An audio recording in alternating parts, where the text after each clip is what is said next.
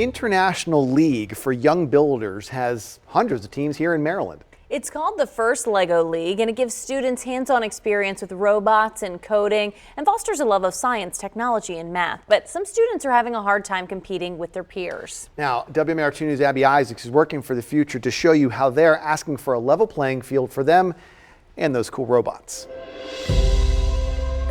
3, 2, 1, Lego! It's about precision, hands-on experience, The left button, Theo. and a little fun. As part of First Lego League, these middle schoolers get to build robots, code them, and compete against other teams. You get to hang out with your friends more. Plus, you get to fun. Okay. Isaiah, did you just say plus you get to learn? Yeah. But for this group, it's different. These kids have it a lot harder. Theo, could you put your fist in the red circle? Good job. They're navigating a field dependent on sight without it. Are all these red? Out of the hundreds of teams statewide, only 2 are blind and visually impaired.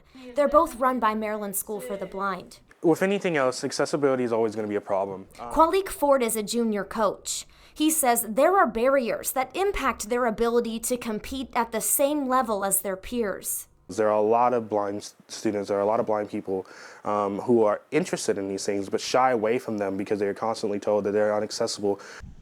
Lego reps have come to the school to see what they need, but there are still some changes these students want to see so the equipment is more accessible.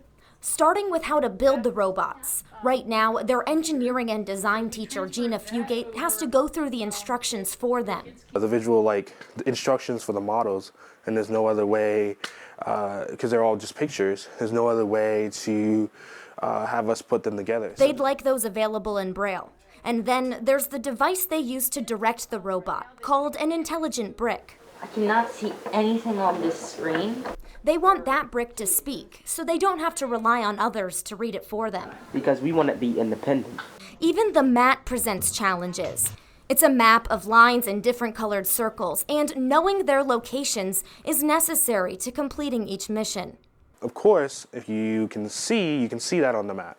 But if you can't see, then you have a lack of information, and thus you can't complete one of the missions. Lego did send them this graphic, which has raised lines to help the students understand the layout of the mats, but they still can't use them at competitions.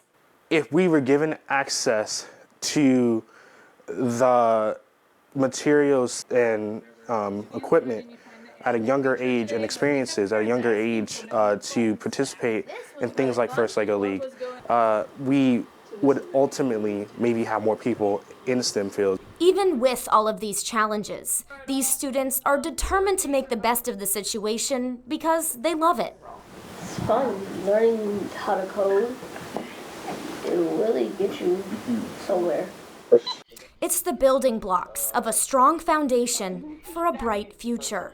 In Nottingham, Abby Isaacs, WMAR2 News. That's a great story, and it's a real opportunity for Lego to step up if they can. They say they have launched several inclusion programs in the past year, including new bricks that help kids learn the Braille alphabet, downloadable audio, and Braille building instructions for 15 different Lego kits. But yeah, that's something that you didn't think of because usually the instructions are just on that piece of paper. Right. And they can do better. Let's go. Yeah. Let's get it done. Some changes.